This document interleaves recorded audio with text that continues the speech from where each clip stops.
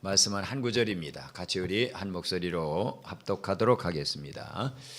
예수께서 이르시되 내가 곧 길이요 진리요 생명이니 나로 말미암지 않고는 아버지께로 올 자가 없느니라. 아멘. 아멘. 자, 오늘 설교 제목이 어떤 내용인가요? 아버지께로 올 자. 여기 아버지가 누구예요? 하나님이시죠. 그러면 하나님 앞에 가서 영원히 살 자가 누굴까요? 어떠한 사람이 하나님 앞에 가서 영원히 살 수 있을까요? 자, 옆에 있는 분들에게 한번 물어볼까요? 당신은 길을 찾았습니까? 하고 물어보세요. 당신은 길을 찾았습니까? 네. 두 번째 또 물어보세요. 진리를 만났습니까? 네. 세 번째 또 물어보세요. 생명을 얻었습니까?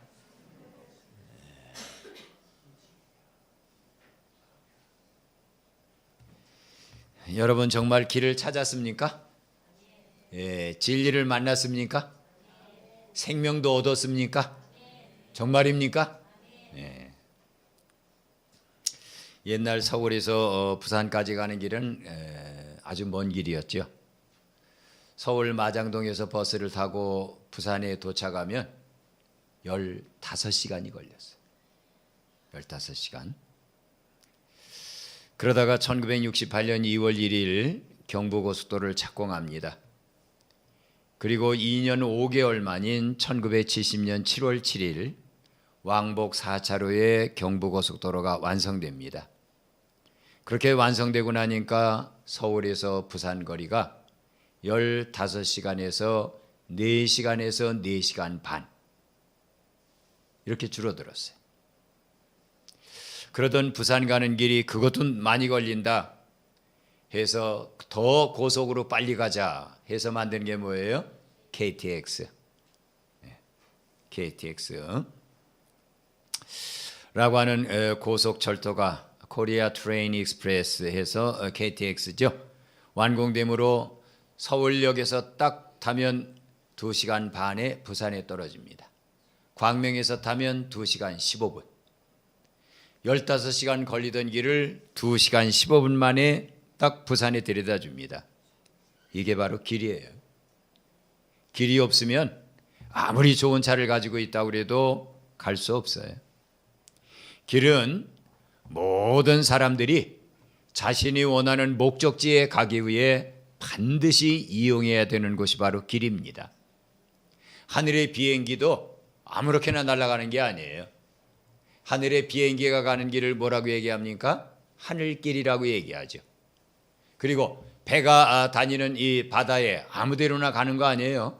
바다에 배가 다니는 길을 무슨 길이라고 그래요? 바닷길이라고 얘기합니다. 이렇게 길은 대단히 중요한 거예요. 그렇다면 이 땅에 살고 있는 사람이 하나님이 계신 곳, 오늘 예수님 말씀하셨죠? 내가 곧 길이요 진리요 생명이니 나로 말미암지 않고는 목적지 아버지가 계신 곳에 올 수 있다 올 수 없다? 올 수 없다 그랬어요. 그 목적지에 갈 수 없다는 거예요. 그렇다면 이 땅에 살고 있는 사람이 하나님께서 계신 곳에 가기 위해서는 어떤 길을 이용해야 되지요?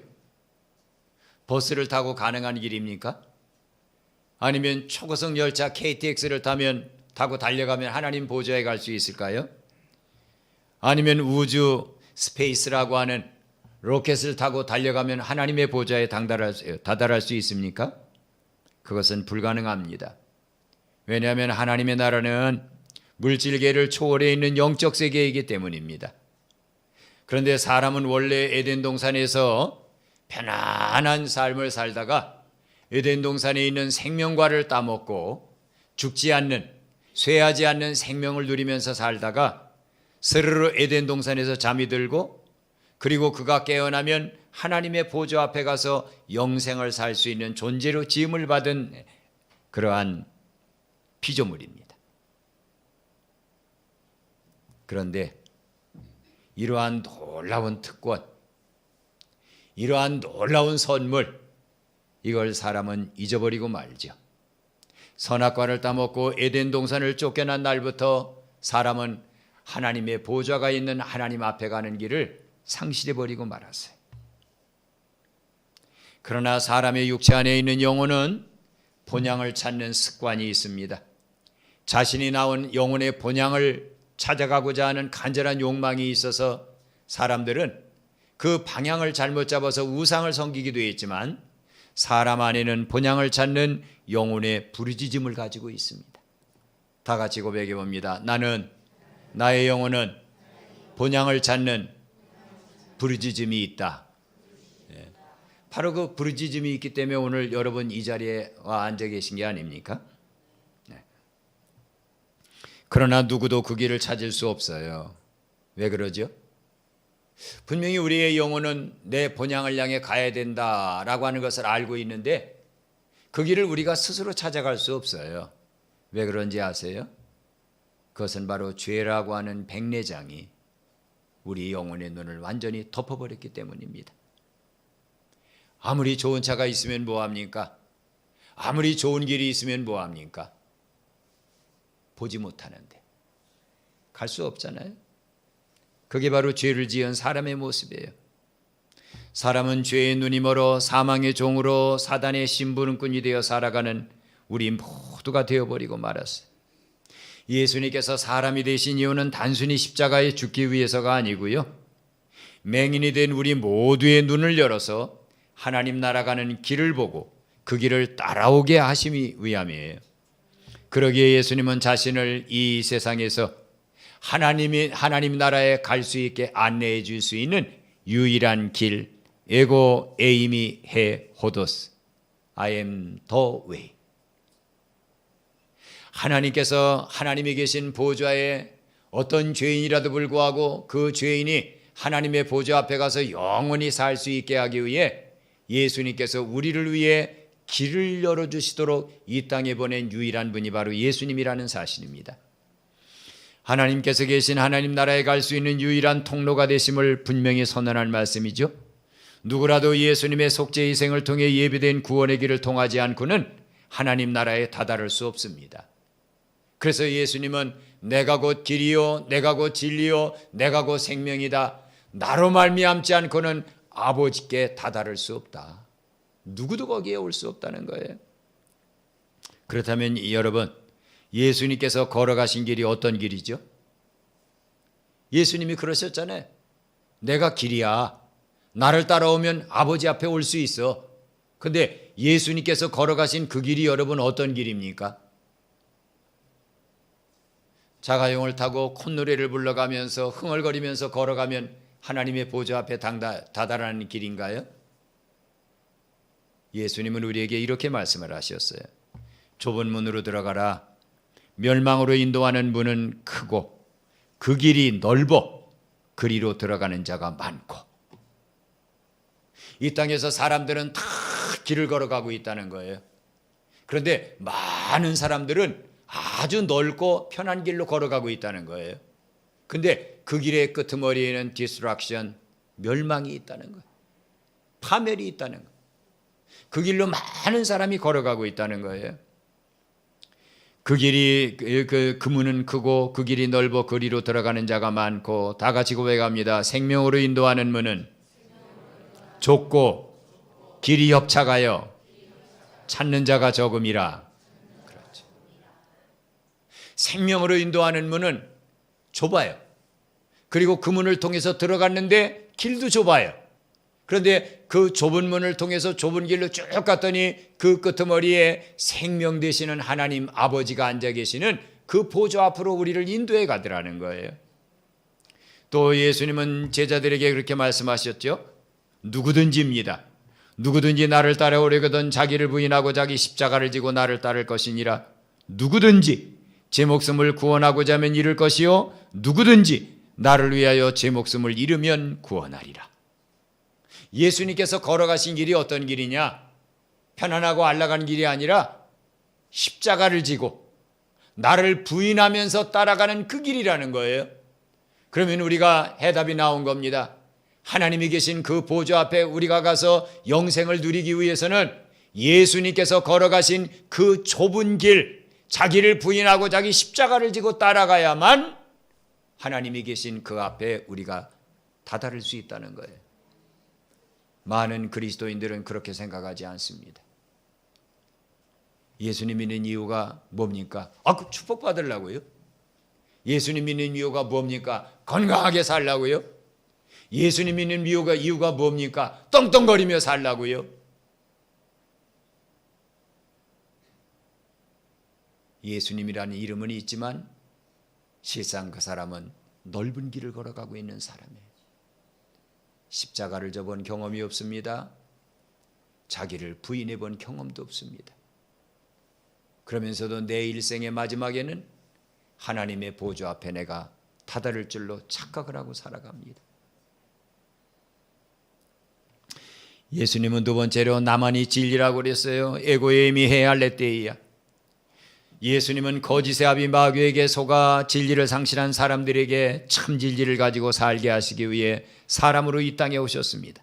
사람은 진리 없이는 기준이 없는 거예요. 기준이 없기에 인식할 수도 없습니다. 그러므로 육신을 입으시고 우리 가운데 오신 오직 예수님을 통해서만 우리는 완전한 하나님의 인식과 함께 이 세상의 삶에서 가장 가치 있는 삶을 살게 됩니다. 무엇이 하나님이 보시기에 빛입니까? 무엇이 하나님이 보시기에 어둠입니까? 우리는 그 기준을 예수님에게서 봅니다. 예수님을 따라 살면 하나님이 보시는 빛된 삶인 것이고요. 예수님을 저버리고 살면 그 사람이 아무리 많은 돈, 아무리 많은 학식을 점유하고 있다 할지라도 그는 어둠일 뿐인 것입니다. 예수님께서 하신 모든 일들은 하나님께서 누구이신지를 가장 정확하고 완벽하게 증거해 주는 진리 자체예요. 그리고 우리가 어떻게 사는 것이 하나님을 가장 영광스럽게 하는 것인지에 대한 완전한 해답입니다. 그러므로 예수님은 자신을 빛이라고 말씀하고 계신 거예요. 예수님께서 가르쳐 주신 진리가 그러면 무엇을 의미합니까? 예수님이 진리라고 그랬는데 우리가 그 진리를 따라 예수님 진리 대신 예수님을 따라가야 하나님의 보좌 앞에 도착하잖아요. 그런데 예수님께서 내가 진리다 나를 따라와라 라고 하는 그 진리의 내용물, 진리라고 하는 포장지 안에 있는 그 예수님이 말씀하신 진리의 내용물이 무엇일까요? 그것은 바로 사랑과 섬김입니다. 이 두 가지가 증오와 교만으로 충만해서 점점 사단의 자녀로 전락해가는 이 세상에서 진정한 자유를 맛보게 해주는 진리입니다. 그러기에 예수님은 그렇게 말씀하신 거예요. 너희가 진리를 알지니 진리가 너희를 자유케 하리라. 너희가 하나님을 정말로 사랑하고 이웃을 정말로 사랑하는 그 사랑을 알지니 너희가 그 사랑을 실천하며 살아간다면 너희는 너의 영혼과 마음은 자유함을 얻을 것이다. 세상 사람들은 높은 자리에 올라가서 군림하는 것을 좋아합니다. 아까도 제가 일부 예배를 인도하면서 여쭤봤어요. 섬김을 받는 게 좋습니까? 섬기는 게 좋습니까? 그랬더니 목사님 섬김 받는 게 좋지요. 내가 희생을 해서 사랑하는 게 좋습니까? 사랑을 받는 게 좋습니까? 하고 여쭤봤더니 사랑받는 게 좋지요.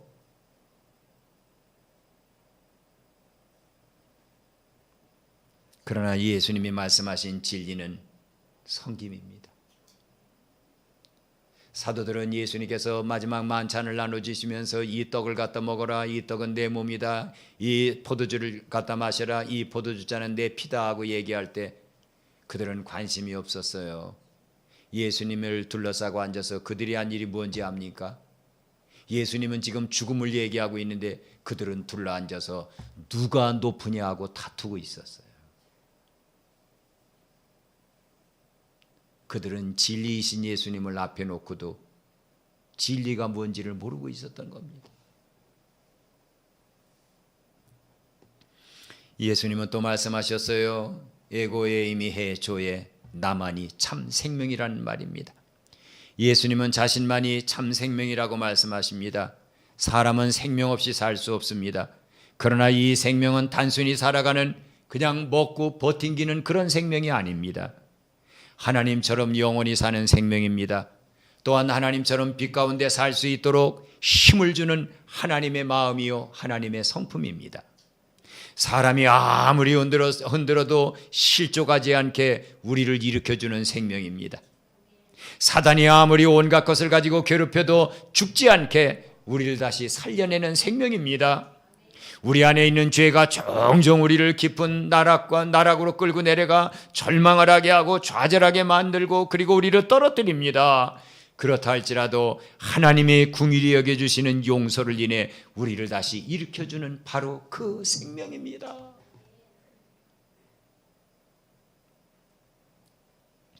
그러게 나사로의 무덤가에서 예수님이 말씀하신 거예요. 나는 부활이요 생명이니 나를 믿는 자는 죽어도 살겠고 사단이 아무리 짓밟고 사람들이 아무리 모멸해도 또 살아나게 된다는 거예요. 생명이 있으니까. 무릇 살아서 나를 믿는 자는 영원히 죽지 아니하리라. 내가 가지고 있는 이 생명 안에 계속 살고 있다면 내 육신은 한 줌의 재가 할지라도 내 영혼에게는 죽는 법이 없다는 거예요. 여러분, 참된 길을 발견한 사람은 어떻게 살죠? 참된 진리를 만난 사람은 어떻게 살죠? 예수님으로부터 참된 생명을 부여받은 사람은 어떻게 살죠? 지금 우리 같이 살까요? 주일날 한번 바쁘게 예배드리고 예배가 끝났으면 나는 기독교인으로 해야 될 일을 다 한 거야. 나는 이제 자유야. 나를 억압하지 마.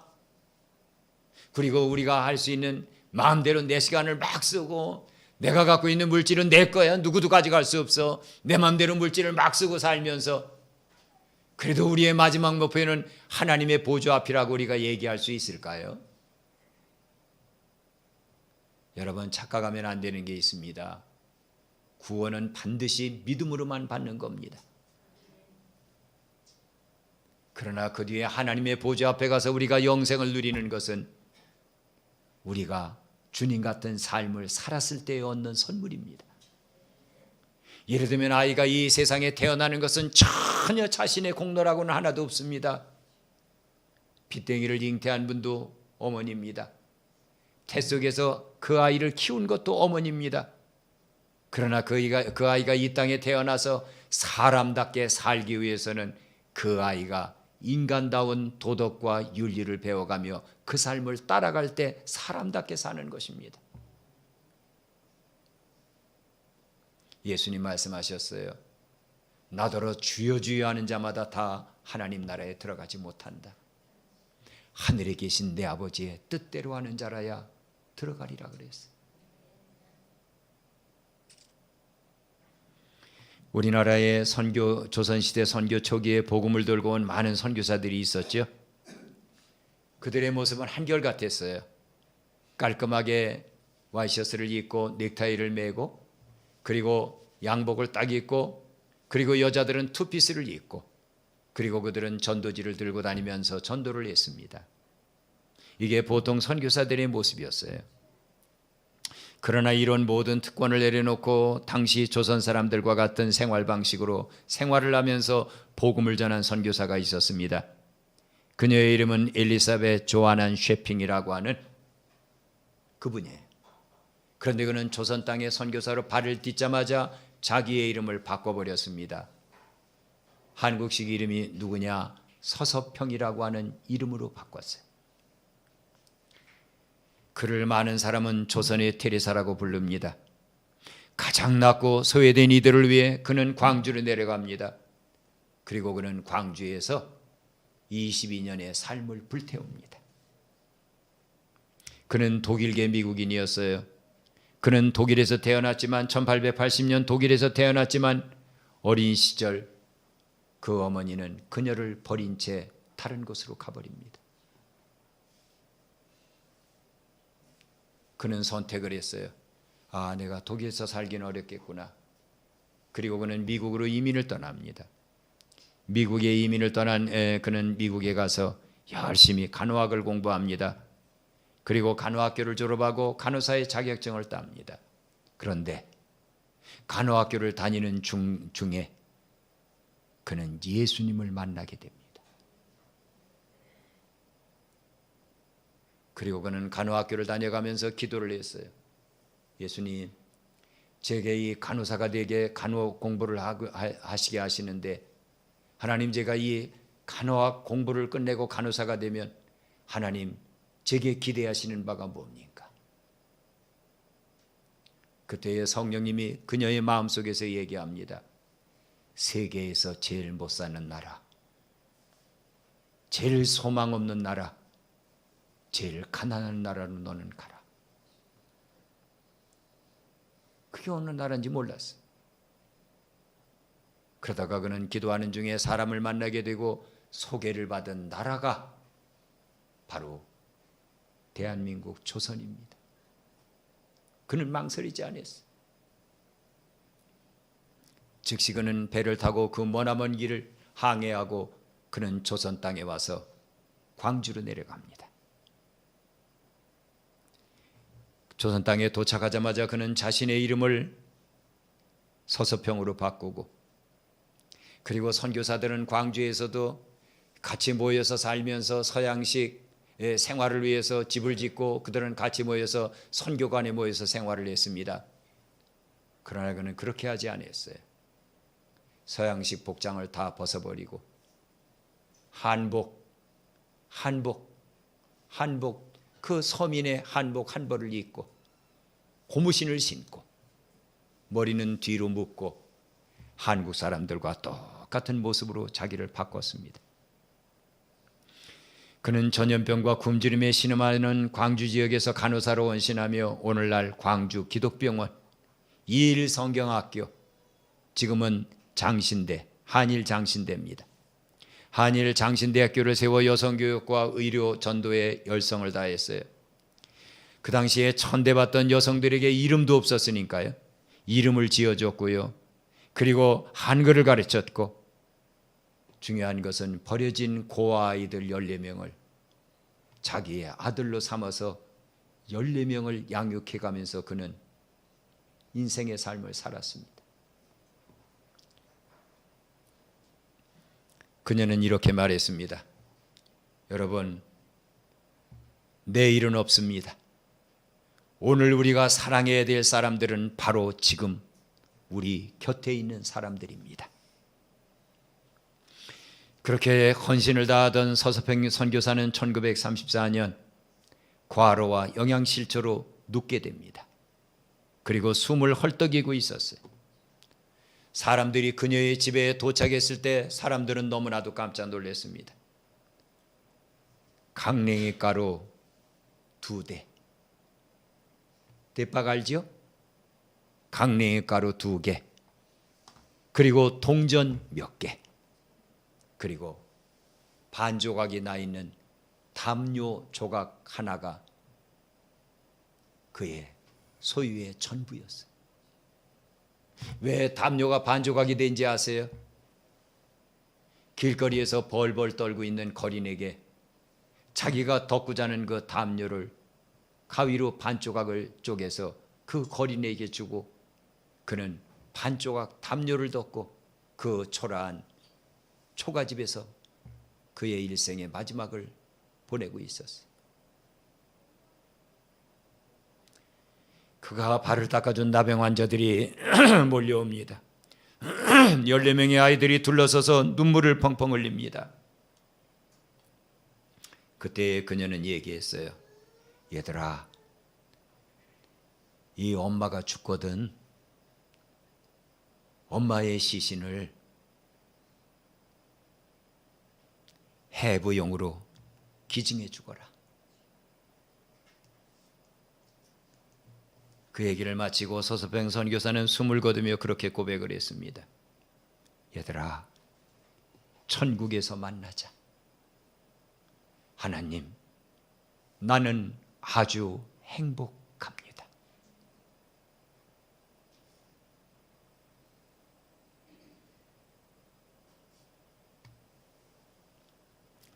그녀의 장례식엔 수천 명의 사람들이 몰려들었고요. 나병 환자들과 빈민들이 몰려들어서 눈물을 흘려가며 그들이 곡하는 소리가 있었습니다.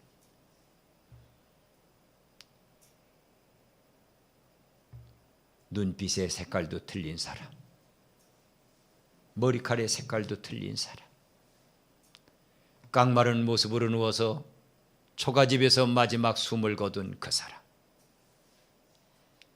그들 모두는 그녀를 향해 그렇게 말했어요. 어머니, 어머니, 우리들의 어머니.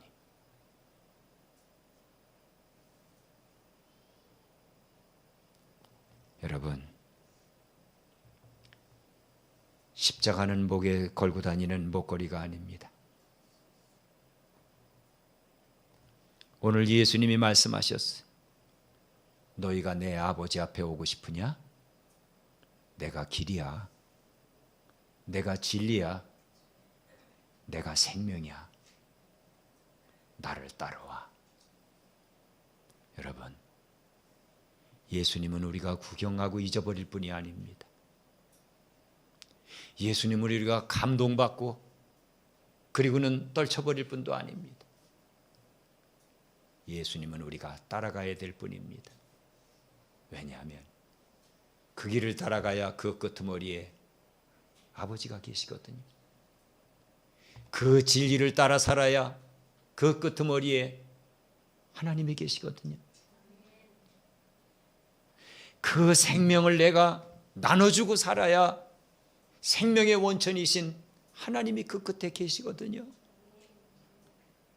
사랑하는 우리 한빛 가족이여, 사순절입니다. 십자가를 구경하지 말고 감동받고 잊어버리지 말고 결혼도 포기하고 자신의 삶도 다 잊어버린 채 서선평 선교사가 침대에 딱 새겨놓은 글씨가 있었어요. 그 글씨가 뭔지 압니까? 성공이 아니라 섬깁니다. Not success, but serving.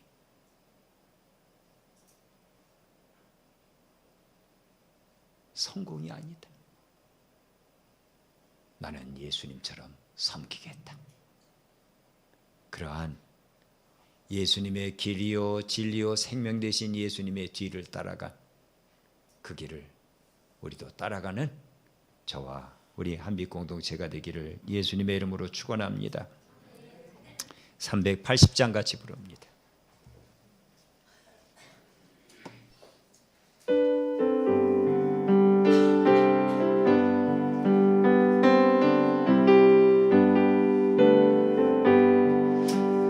너의 생명 되신 주 주님 앞에 나아갑니다.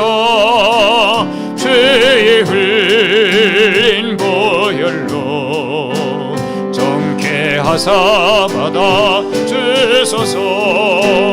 날마다 주를 찬송하겠네. 주의 사랑 들러서 나를 굳게 잡아 매소서. 괴로운 세상 지날 때 나를 인도하여 주소서. 죄를 믿고 나가면 나의 길을 잃지 않겠네.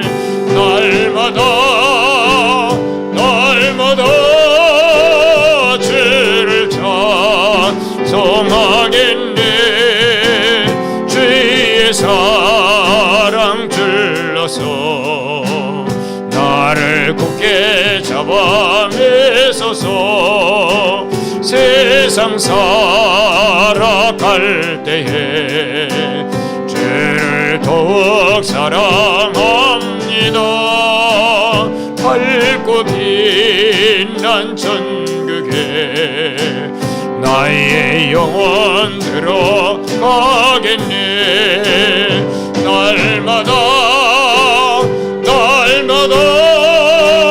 주를 찬송하겠네.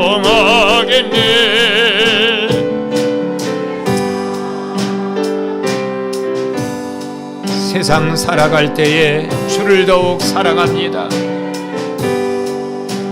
세상 살아갈 때에 주를 더욱 사랑합니다. 밝고 빛난 천국에 나의 영혼 들어가겠네. 날마다 주를 찬송하겠네. 주의 사랑 줄러서 나를 굳게 잡아 에소서.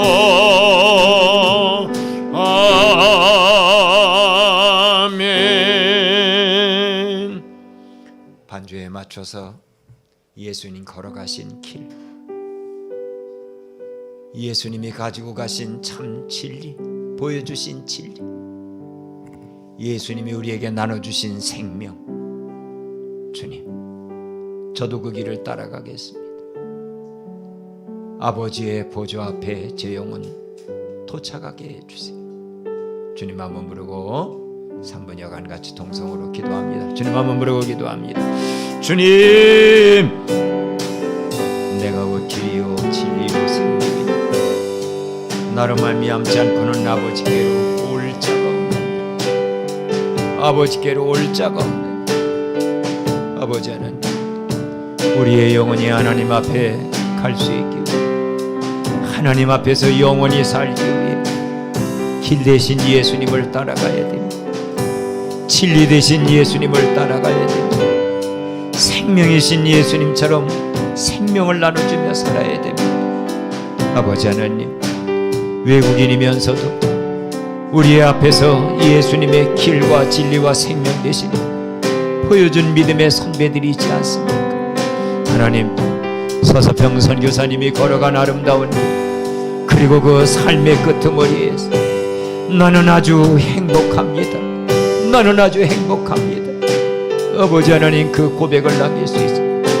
아버지 하나님, 사도 바울의 고백처럼 내가 선한 싸움, 나의 달려갈 길을 마치고 선한 싸움을 싸우고 믿음을 지켰으니 이제부로는 주님이 나를 위해 의의 멸류관을 준다라고 하는 그 고백을 남기고 우리의 삶의 마지막에 하나님의 보좌 앞이 될 수 있도록 아버지 하나님, 우리 한빛교회에 속한 모든 성도들의 정신, 마음, 영혼, 생각을 바꿔주시기를 원합니다. 아버지 하나님이여, 예수라는 이름은 우리가 치장하고 다니는 이름 아닙니다. 입술로 부르는 이름이 아닙니다. 우리가 따라가야 될 삶의 실체입니다. 주님, 우리들 모두가 다 이 사순절에 예수님의 정신으로, 예수님의 마음으로, 예수님의 영으로, 예수님의 삶으로 거듭나는 우리가 되도록 우리를 그렇게 인도하시고 함께하여 주시옵소서. 예수님의 이름으로 기도 올리옵나이다.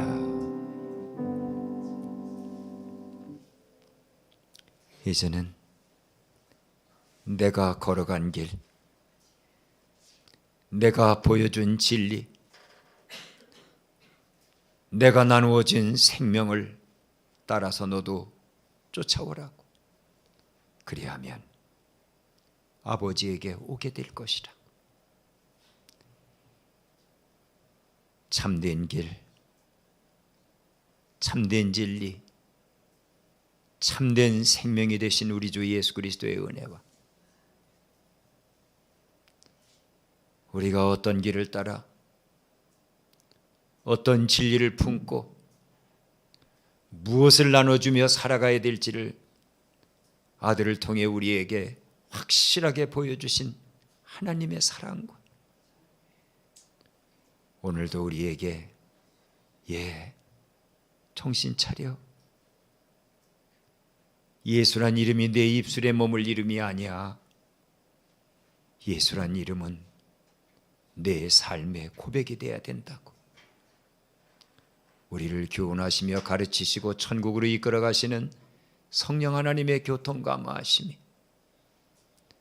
오늘 예배의 자리에서 길 되신 예수님, 진리 되신 예수님, 생명 되신 예수님을 모시고 살기를 다짐하는 우리 모두의 이제로부터 영원토록 함께 계실지어다.